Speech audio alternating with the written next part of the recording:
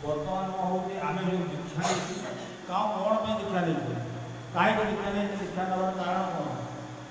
दीक्षा नहीं किसी शिक्षा करवा दीक्षा नहीं किसी दक्षता हासिल करवा तुम जहाँ बुझू दीक्षा ना केते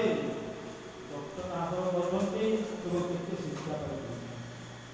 आम आज कहीं सुख मंदिर रहीपे कहीं आम रहीपे ठाकुर से गोटे कथा दीक्षा नहीं जहाँ कौन पालन करी तुम मो कथा छाड़ू तो मोर कि हस फुटिला तो परिवार कि हस फुटिला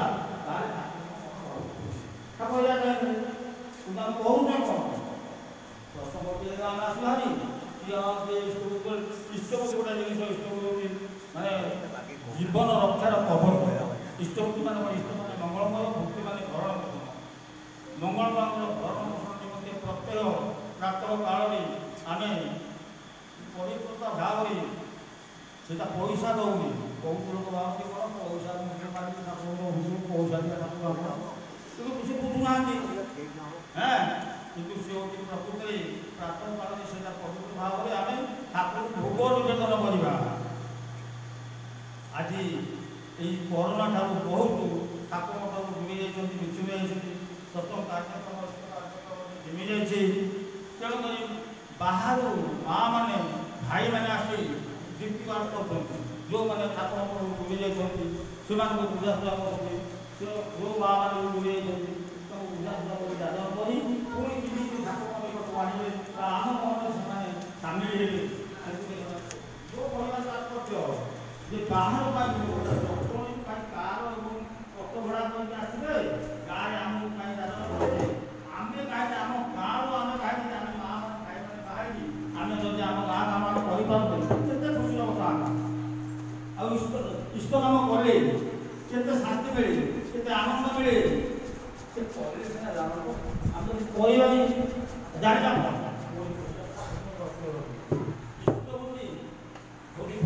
भोग आत्मवती भोग ठाकुर केमी भोग ग्रहण करती मो जीवन कथा बहुत सरल कथा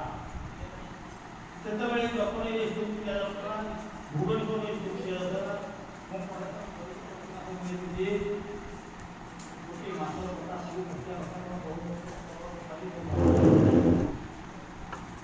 डीएम जावाई मुझे स्टेशन भी अपेक्षा कर डीएम आसला काउंटर ये टिकेट कथा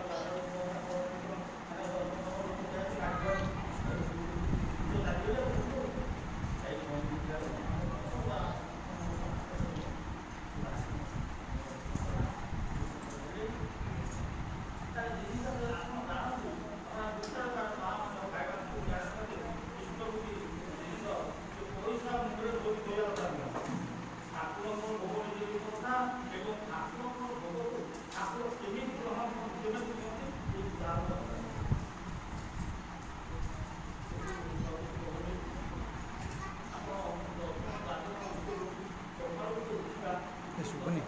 पार्टी भाई कोना दिखे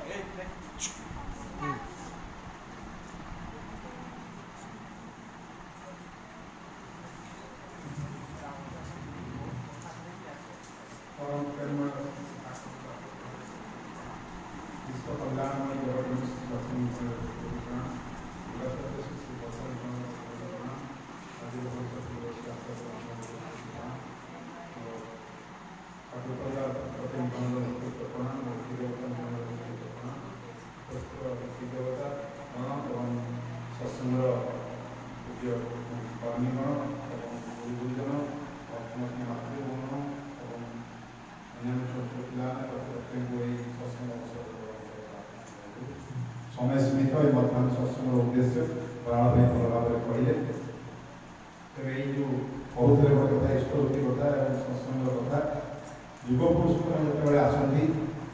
मझे बहुत महापुरुष मैंने आसती बहुत साधुसंत आसती से विभिन्न प्रकार जीवन चर्चार बाणी विधान दे जाए किंतु जो पुरुषोत्तम आसती त्रेता युग हो द्वापर युग हो कलि युग हो जिते आसती से आमरी मान भली साधारण परिवार भितर आसती एवं संसार आमे माने जहाँ जहाँ नहीं जीवन चर्चा करूँ से बाटर जीवन चर्चा करूँ आप सत्ययुग त्रेता युग द्वापर युग कलयुग युग तेणु युग माफिक युग आसुँच युग पुरुषोत्तम ये युगे ठाकुर आसिले एवं विज्ञान अग्रगति करुँची मनुष्य चिंता चेतना तार आवर्त भितर मनुष्य दोलायित भाव में कौटा ठीक कौटा भूल जापर ना तेणु से अवस्था से निजे आसी एवं से विज्ञान भित्तिक जीवनचर्या को आमर जो पारंपरिक जीवनचर्या था ताको विज्ञान भित्तिक जीवनचर्या भितर रूपांतरित करने से आमको विधि विधान दे गले एवं जजन जाजन इष्टभूति सदाचार स्वस्थ जो 5टा स्तंभ पालन करिया कि पालन करिया भितर दे आमे किंतु जो आचार्य निष्ठ न हवा आम यदि इष्टनिष्ठ न हवा आम यदि गुरुजन मान सम्मान न करिबा एवं जो आमर ट्रैक भितर आम साधारणतः यदि न चलिबा बा जो आम सीमारेखा भितर न रहिबा ताहले आम जीवनचर्या हेला बेले विपदपूर्ण रहिबा। तो सीमा रक्षा भितर सब समस्त कथा जानती जे सूर्य उदय हेले सकाळ भे एवं सूर्य अस्त हेले संध्या भे एवं सूर्य उदय संगे संगे जीव जगत जागी उठे पक्षी पशु गछलता सबुड़ी फुटी उठे आक्टिव हवा तेणु आम कि ताल ताल लेकिन आम यदि से समय जागृत न आमर अंतकरण जागृत न करवा आक्टिव न करवा ताहले आमे भी पछे जीवा कारण जीवजंतु पशु पक्षी से नियम मानुछंती कि आमे माने आज जीवनचर्या आम एमती होती आम सूर्योदय बहुत समय पर सूर्योदय करूँ एवं आमर वृत्ति प्रवृत्तिर धारा जहाँ अच्छी ताकू आम परिपालन करूँ। ठाकुर से कथा कहीदे दीक्षा नहीं शिक्षा कर आचार्य को परिसार आचरण बोध चयने ज्ञान सागर बहुत उपाय आम जीवनचर्या को आम अनुसंधान कर देखा निज भितर जदि आम जजन जाजन इष्टभूति ये छोटिया शब्द नुहे ये हूँ जजन जाजन इष्टभूति हूँ जीवनचर्या एक माध्यम जजन मान निज को जाना जाजन मान जानी सारा पर जो जिनसा जो दीप जलाऊँगी दीपटा जागला पवन हूँ जाना पवन न लिखो जमी बचे रखा गोटे आवरण देव से जजन हूँ निजक जाना अर्थ दीप प्रज्वलन करवा जाजन हूँ से दीपटा प्रज्वलित दीप जब निर्वापित न हो तापी चारिपटे कड़न सृष्टि करवा से कड़नटा एमती हम जमी परिवेश को से मुग्ध करो दीपर अस्तित्व को जन दौर तेज आम जापर आम भर जो आत्मचेतन अच्छी जागृत कर जजन एवं जाजन आई जो प्रदीपटा जलिला जो आवरण रखिला ये तार स्थायित्व केमती दीर्घस्थायी हूँ इष्टभूति अर्थ इष्ट को भरण कला आमर जो ये हूँ बहुत ठाकुर आम साधारण कथार निगम तत्व वेद वेदांतर कथा कही गले कि आम आलोचना करूना साधारण भाव में आम उपलब्धि करूना तेणु बर्तमान समय सीमित विशेष आलोचना रखुनी तेज जजन जाजन इष्टभूतिटा हूँ वैदिक कथा ये हूँ आम वेदांतर कथा उपनिषदर कथा या भीतर जीवनचर्या बहुत धारा रही कि आम केतल आलोचना करूना आ भाई जो कहते इष्टभूति को पैसा बोली भावी रोचु इष्टभूति कि पैसा नुहे इष्टभूति हूँ एक नवेदन आत्मनिवेदन एक परिस्फुट आम आज पैसा मनुष्य मनुष्य को हत्या कर पैसा मनुष्य मनुष्य को मनुष्य धोखा दूसरी कि सहीटा को जब आम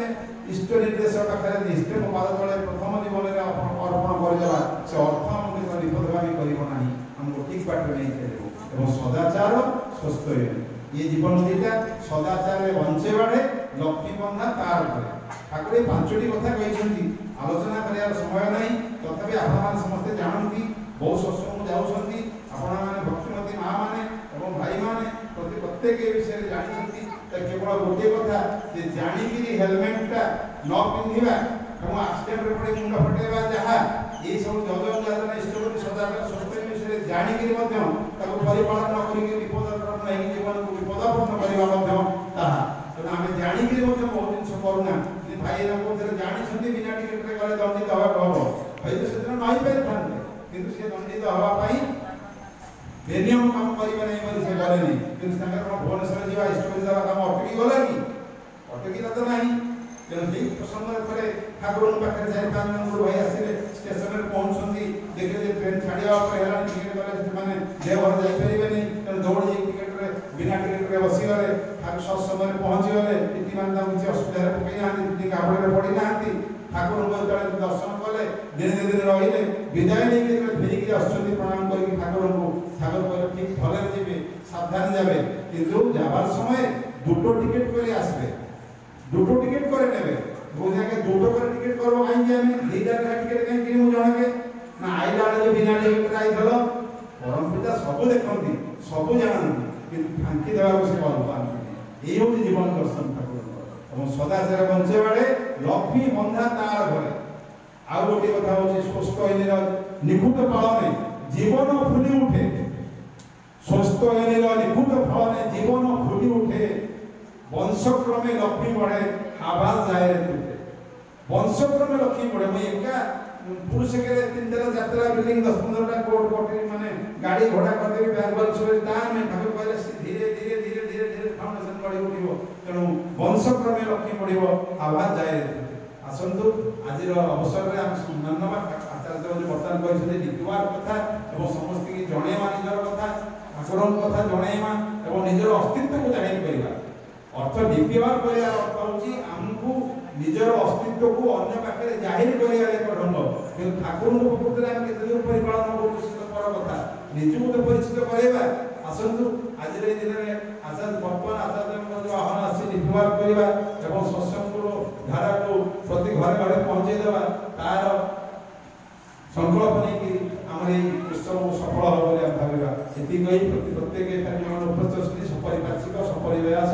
एवं सपरिवार समस्त पंच महाजीवन सुस्थ सुंदर दीर्घायु ठाकुर प्रार्थना कर वक्तव्य बंदे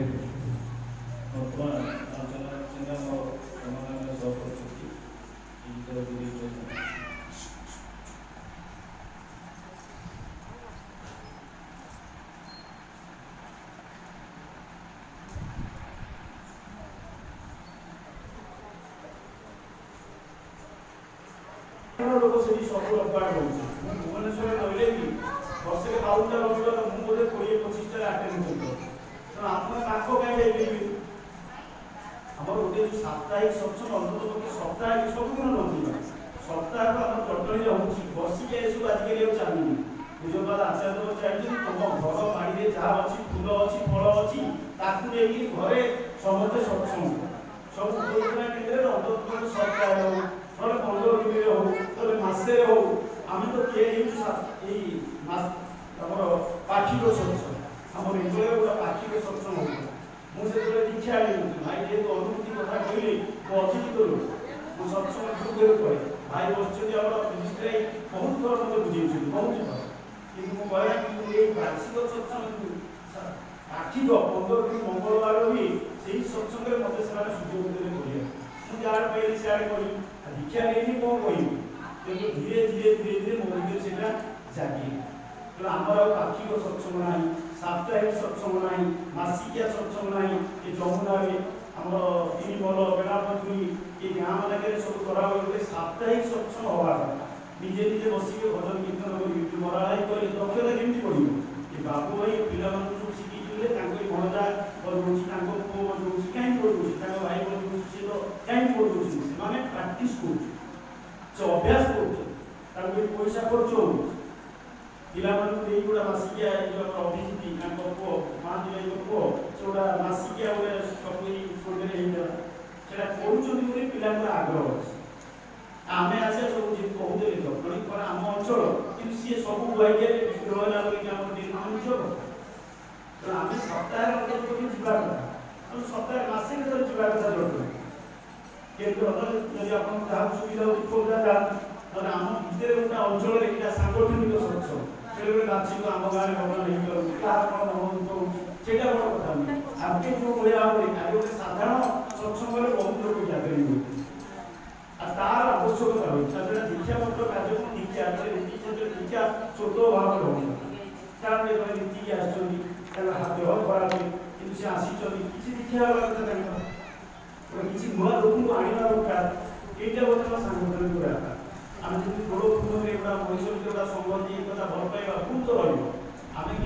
त्रुटि शून्य मनुष्य किए मोर बहुत कि मो बोल धरले ईश्वर गोटा पूरी ना महादेव के साप अच्छी मयूर अच्छी मूषा अच्छी सी कमी चलुँ आम एत भय करूनी आम साप भाया भय करूनी मूषा भाया कहवाटा बाबुले हम मत सब लोग भल क्या साधु संगत संगी लोक आपे साधु हो जाए दीनजन संगे मिलामिशा करे समस्त साधु आप निजे साधु ଠକ ବଦମାସ ଚୋର ସବୁ କହିବି ତାରି ଏମାନେ ପ୍ରକୃତରେ ସାଧୁ। ଆମେ ତାଙ୍କ ସାଧୁତ୍ୱ ଗୁଣଟା ଦେଖିପାରୁ ପ୍ରତ୍ୟେକ ଲୋକ ଭୁଲ କରେ। ଆମେ ସାଧୁ ବୋଲେ ଟଙ୍କା ଦୁଧ ଅରୁଆ ଦେବା ମାଳା ଦେବା ଆମେ ତାକୁ କହୁଛୁ ସାଧୁ ବାହାରେ, କିନ୍ତୁ ଏଇମାନଙ୍କ ଭିତରେ ଛୋଟ ଛୋଟ ପିଲା ସାଧୁ, ଏମାନଙ୍କ ସାଧୁତ୍ୱ ଲକ୍ଷଣ ଅଛି। ମାସ ପିଆଜ ରସୁଣ ଆମେ ବୁଢା ହେଲା ଯାକେ ହରିନାମ ଶିବ ମନ୍ଦିର ନଉଛୁ ଛାଡ଼ିପାରୁନୁ, ପିଲାରା ଛାଡ଼ି ଦେଇଛନ୍ତି କେମିତି? ତାଙ୍କର ସେଟା ସାଧୁ ସେ ବଜେଇ ଜାଣିଛନ୍ତି କହି ଯାଉଛନ୍ତି ଆମେ ପାରୁନା। ତେଣୁ ଆମର ସାଧୁଟା ଏମାନଙ୍କ ଭିତରେ ଏ ଯେଉଁ 3 ଜଣ ଆଲୋଚନା କଲେ ମୋ ଆଖି ଆଗରେ ସାଧୁ, ଏ ଯେତେ ଲୋକ ବସୁଛନ୍ତି ଆପଣମାନେ ମନେ ମନେ ସାଧୁ, କାରଣ ଆପଣମାନଙ୍କ ପ୍ରେରଣାରେ ଆମେ ସାଧୁ ହେବାକୁ ଚେଷ୍ଟା କରୁ। ସରଳ ସାଧୁତା କରି ଆଉ ଚତୁରତା ନାହିଁ। ଆମେ ଯେତେ ସରଳ ହବା ସେତେ ସାଧୁତା ଲୋକ ମନେ ପକାନ୍ତି। କୁମ୍ଭରାଜ ନାଁରେ ଆସିଲେ କଥା ବିଶ୍ୱାସ କେତେ ଥର ଆମେ ଏଇ ବିଷୟପଡ଼ା ରାୟଗଡ଼ାରେ କେତେ ଲୋକଙ୍କୁ ଯାଦବ କରୁଛୁ ସାଇକେଲରେ ଆସି ସିଏ ବି ଆସୁଛନ୍ତି ଆପଣମାନେ ଆସୁଛନ୍ତି। ତେଣୁ ସେ ଲୋକ କଥା ମନେ ପକେଇ କରୁନାହାନ୍ତି। ଲୋକ ତେଣୁ ଯେଉଁ କଥା କହିଲେ ସବୁଠୁ ବଡ଼ ଗୁରୁତ୍ୱପୂର୍ଣ୍ଣ କଥା ଆମ ଗାଁକୁ ଆମେ ସଜାଡ଼ିବା। ନିଜେ ନିଜେ ଭାଇମାନେ ଯେମିତି ଥାଏ ଦୁଆର ଦୁଆର ବୁଲିବା, ଲୋକମାନଙ୍କୁ ସତ୍ସଙ୍ଗ କଥା କହିବା, ଇଷ୍ଟବୃତ୍ତି କେମିତି ଆସିବ ଏସବୁ ବ୍ୟବସ୍ଥା କରିବେ। କିନ୍ତୁ ଜଟଣୀ ସତ୍ସଙ୍ଗ ବିଭାଗ ସହିତ ସେଦିନ ଆମେ ସେଇ ପୋଡ଼ପଡ଼ାରେ ସେଇ କଥା କହୁଥିଲୁ। ଆମେ ସେଠି ଗୋଟେ ମନ୍ଦିର ନିର୍ମାଣ କରୁ, ସେଥିପାଇଁ ଯେଉଁ ଭିକ୍ଷାପତ୍ର କାର୍ଯ୍ୟ କଲା ସେଥିପାଇଁ ଆପଣ ସମସ୍ତେ ଚେଷ୍ଟା କରନ୍ତୁ। ମାଆ ମାନେ କାଲି ଆନ୍ତର୍ଜାତିକ ମହିଳା ଦିବସ ଯାଇଛି, ତାପରେ କିଛି ପାଇଛନ୍ତି କାଲି ମାଆ ମାନେ ବହୁ ଭାବରେ କିନ୍ତୁ ଇଷ୍ଟକୁ କେତେ ଦେବ? ମୁଁ କହୁଥିଲି ଜଣେ ମାଆଙ୍କୁ ପିଲା 5,000 କହିଲେ ଗୋଟେ ଭଲ ବିମାନ ଘରେ ରଖ, କାରଣ ବହୁତ ଜାଗାରେ ଠାକୁର ଭଲରେ ନାହାନ୍ତି ଭଲ ଘରେ। ଆମେ ଯେତେବେଳେ ଶାଢ଼ୀ ସାୟା ବ୍ଲାଉଜ ପିନ୍ଧିଲେ ସେ ଅସ୍ଥାୟୀ, ଠାକୁରଙ୍କୁ 5,000 ଟଙ୍କା ଦେଲେ ଗୋଟେ ଠାକୁରଙ୍କ ବିମାନ କିଣିବେ, ମାଆ ମାନଙ୍କୁ ଯେଉଁ ମିଳିଛି ସେଇ ପଇସା କଥା ମିଳୁଛି। କାରଣ ଏମିତି ସେ ନିଶା ଖାଇକି ପିଲା ଉଡ଼େଇ ଦେବେ, ପୁରା ଠାକୁରଙ୍କର ଭଲ ବିମାନ ସେଥିରେ ହଉ। ପିଲାମାନେ ଉଛୁକ ଫାଇନାଲ ମ୍ୟାଚ୍ ଭାରତ ଖେଳିବ ଥିଲା ନ୍ୟୁଜିଲାଣ୍ଡ ଯେଉଁ ଆପଣମାନେ କିଛି ଟଙ୍କା ଆଣିକି ବ୍ୟାଙ୍କରୁ ଅନ୍ୟ ଖର୍ଚ୍ଚ କରିବେ ସେତିକି ଯାହା କାହା ଘରେ ଠାକୁର ଘରେ ବସିନାହାନ୍ତି, କାହାର ବହୁତ ଲୋକଙ୍କ ଘରେ। ଆପଣ ଭୁବନେଶ୍ୱରରେ ଦେଖିବେ ଜଣ ଜଣଙ୍କ ଘର ଆଖି ଖୁସି ପଡ଼ିବ, ମାନେ ଆମର ଘର ଯେତିକି ଛାତ ପଡ଼ିଆ ଏ ପଇସା ଖର୍ଚ୍ଚ ହେଉନି, ଗୋଟେ ଗୋଟେ ଲୋକଙ୍କର ବିମାନ ଆସନ ସେତିକି ଟଙ୍କା। ତେଣୁ ଆପଣମାନେ ଯାହା କିଛି ପାଇଛନ୍ତି ମୋ ମଧ୍ୟରେ ଗୋଟେ ଘରେ ଭଲକି ଠାକୁରଙ୍କୁ ବସାନ୍ତି, ତାହେଲେ ଆନ୍ତର୍ଜାତିକ ମହିଳା ଦିବସ ସାର୍ଥକ ହେବ। ଠାକୁର ଯାହା ମାଆମାନଙ୍କ ପାଇଁ କରିଛନ୍ତି ନାୟକ ସବୁ ପଢ଼ନ୍ତି। ଆପଣମାନେ ଖରା ଭାବିବେନି, ନାୟକ ନୀତିରେ ଗୋଟେ ବାଣୀ ଅଛି, ଯଦି ତମର ସ୍ୱାମୀ ଆଦର୍ଶ ଅନୁପ୍ରାଣତା ହେଇପାରୁନି, ତାପରେ ତାର ଜୀବନ ଯଶ ବୃଦ୍ଧିରେ ଯଦି କ୍ରମ ଉନ୍ନତି ନ ହେଉଛି, ତାହେଲେ ଆପଣଙ୍କ ପାତି ପ୍ରତ୍ୟୟକୁ ମାନେ ସନ୍ଦେହ କର। ଆପଣ ପାତି ପ୍ରତ୍ୟୟ ଆପଣ ପ୍ରତିବ୍ରତାଟା ଠିକ୍ ଅଛି ନା ନାହିଁ ତାକୁ ଦେଖ। ଯଦି ସେତେବେଳେ ପ୍ରତି ମାର୍ଚ୍ଚ ଆମେମାନେ କେତେ ଯିଏ ସବୁ ଆସିଛୁ ଆମର ସତ୍ସଙ୍ଗ ପ୍ରତି ଆଦର୍ଶ ଅନୁପ୍ରଦାନ ସେଥିରେ ଜଣେ ମାଆର ପ୍ରେରଣା ମିଳୁଛି। ଯଦି ଜୀବନ ଦର୍ଶ ବୃଦ୍ଧିରେ ଆମ ସ୍ୱାମୀ ଠିକ୍ ଭାବରେ ନ ଚାଲୁଛି, ତାପରେ ଯଦି ସେ ଠାକୁରଙ୍କ ମୁଖୀ ନ ହେଉଛି ମୋର ପ୍ରତି ତ୍ରୁଟି ଅଛି। ତେଣୁ ତାକୁ ସମୀକ୍ଷା କରନ୍ତୁ ଏବଂ ଯାହା କୁହାହେଲା କିଛି ମାନିକି ଚାଲିଲେ ଆମମାନଙ୍କର ଜନ୍ମଜୀବନ ସାର୍ଥକ ହେବ। ସମୟ ତ ହେଇଗଲାଣି, ତଥାପି ଆମର ଗୁରୁ ଭାଇ କହିବେ ଜୟରାଧର, ତାପରେ ଜୟରାଧ କୀର୍ତ୍ତନ ହେବ ଆଉ ସତ୍ସଙ୍ଗ ସାଙ୍ଗ ହେବ। ଆପଣମାନେ ଏଠି ଆସିଛନ୍ତି, ଏ ଯେଉଁ ଖୁସି ସବୁ ବାଣ୍ଟିକି ଦାଦା କହୁଥିଲେ ଏ ଖୁସି ବାଣ୍ଟନ୍ତୁ, ଘରେ ଘରେ ବୁଲନ୍ତୁ। ଅନ୍ତତଃ ପକ୍ଷେ ଆମେ ଆ ପରେ ବାପୁ ଭାଇ ବା କିଏ ଧରିକି ଆସିବୁ, ଆପଣଙ୍କ ଘରେ ଯେମିତି ସବୁ ଠାକୁରଙ୍କୁ ରଖିଛନ୍ତି ଏଇ ପଇସା, ଏଇ ଯେଉଁ ପଇସା ଯେଉଁ ମିଳିଛି ବୁଝିଲେ କି, ସେଇ ପଇସା ଗୋଟେ ଅନ୍ତତଃ ଗୋଟେ ଭଲ ବିମାନ ଭଲ ବିଗ୍ରହ ଠାକୁର ରଖନ୍ତୁ। ଏଇ ନିବେଦନ ମୋର ମାଆମାନଙ୍କ ପାଖରେ ଏବଂ ଏଇ କଥାଟା ସବୁ ଯାହା ଘରେ ଅଛି ଠାକୁର ପାଇଁ ଭଲ ସଜେଇବା, ଭଲ ବ୍ୟବସ୍ଥା କରିବା। ଭଲ କଥା କହନ୍ତି ସେ ସବୁବେଳେ ତାଙ୍କର ବହୁତ ଜିନିଷ ଠାକୁର ବେଳା ବାଇକି ରାଜ କରୁଥିଲା ସିଏ କହନ୍ତି ତାଙ୍କର ଗୋଟେ ନୂଆ ତାଙ୍କର ଗୋଟେ ସାର୍ଟ କିଣା ହେଲା, ସେ ଠାକୁରଙ୍କ ପାଇଁ ଗୋଟେ ଭଲ କପଡ଼ା କିଣିବେ, ତାଙ୍କ ଘରେ ଗୋଟେ ଆଲିମିରା କିଣିବେ, ଗୋଟେ ଠାକୁରଙ୍କ ପାଇଁ ଗୋଟେ କିଣିବେ। ସେମିତି କରି ଜିତୁକି ଆସିଛି ଆମର, ତାଙ୍କ ଘରେ ବହୁତ ଜିନିଷ ଅଛି, କିନ୍ତୁ ସବୁଦିନ ଗୋଟେ ଗୋଟେ କିଣିବେ, ତାଙ୍କୁ ଦେଲେ ଭଲ ପାଇବା ବଢ଼େ। ଯେଉଁ କଥା କହିଲେ ଆଜି ଆସନ୍ତୁ ଠାକୁରଙ୍କ ପାଖରେ ଆମର କିଛି ଅର୍ଘ୍ୟ ଠାକୁରଙ୍କ ସେବାରେ ଲାଗିଲେ ଆମେ ଧନ୍ୟ ହେବା ସମସ୍ତଙ୍କୁ ଦେବେ।